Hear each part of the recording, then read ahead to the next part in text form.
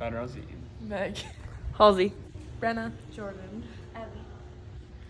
I'm Madeline Wilson, and my Monroe motivated speech is going to be over why people should still continue to wear a mask after being in a pandemic for 2 years.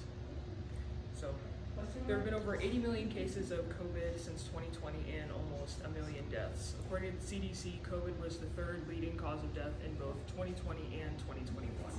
Healthcare workers were being worked to death, gas prices were at an all-time low, and the toilet paper shelves were wiped clean. Nothing like this in our lifetime had happened before, or our parents' lifetime. The beginning stages of the pandemic were unprecedented. Thousands of people were dying every day. Young, healthy, old, ill people were dying at an exponential rate, and no one knew how to stop it. Before it hit the US, we saw COVID's devastating effects on Italy and other surrounding countries. It was a point in time where the whole world stopped and all people had a common goal, regardless of race, gender, or political views. It was to simply stay alive. The unsolvable questions remained: how can we make this end, and how could we save ourselves? It seemed like there was no end in sight, and sometimes it still feels that way. What more can we do? Will anything we do ever be enough? Will we ever move past the pandemic state? The answer to that is yes. COVID will eventually die off like other viruses like H1N1 or the Spanish flu. New variants will consistently regenerate after a few months as a result of people not getting vaccinated or wearing a mask. We've seen this happen before with the Delta and the Omicron variants. So the ongoing battle will continue and the need for vaccines will increase. Like all pandemics, they must come to an end. COVID will eventually turn into a milder virus like the common cold and will become recurrent in the colder seasons of the year. So over time, our bodies build up immunity to certain strains and characteristics of the virus, so eventually it will stop regenerating and spreading because people are already protected against it by either already having COVID or being vaccinated. So as a solution to this problem, it's a toss-up or combination of both things: wearing a mask, getting vaccinated, or doing both. If you don't feel comfortable with getting vaccinated, then you should at least be wearing a mask to help reduce the rate of transmission and lessen the spread. As we all know, wearing a mask not only protects you, but the people around you.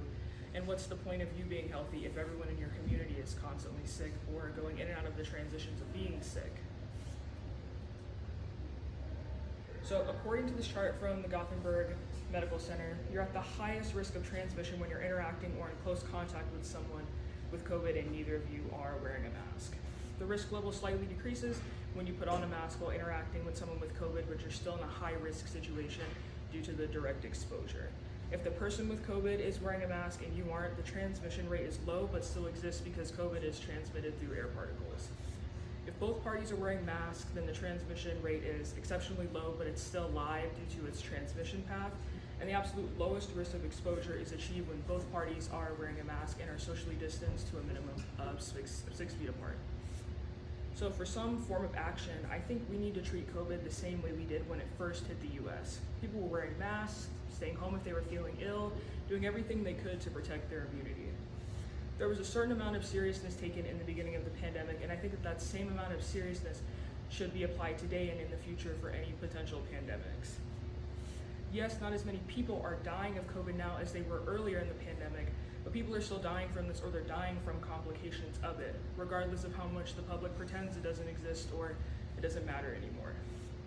We've been in a pandemic for 2 going on 3 years now. You'd think that people would learn from the horrific tragedies of others. It seems as if people don't understand the degree of this until someone they love is taken by it. We've seen footage of people in ICU beds in critical condition on the highest setting of oxygen, begging for the vaccine after it's too late. Or we've seen families cry all over ABC and NBC because someone they love didn't take it seriously enough. Now they're on a vent or they're getting taken off of a ventilator because there's nothing left to do for them. I'm not saying that wearing a mask will completely end the pandemic, but wearing one will help lessen the spread, prevent new variants from forming, and it will help keep more people alive. And it could bring us one step closer to getting back to normal. Thank you. Megan.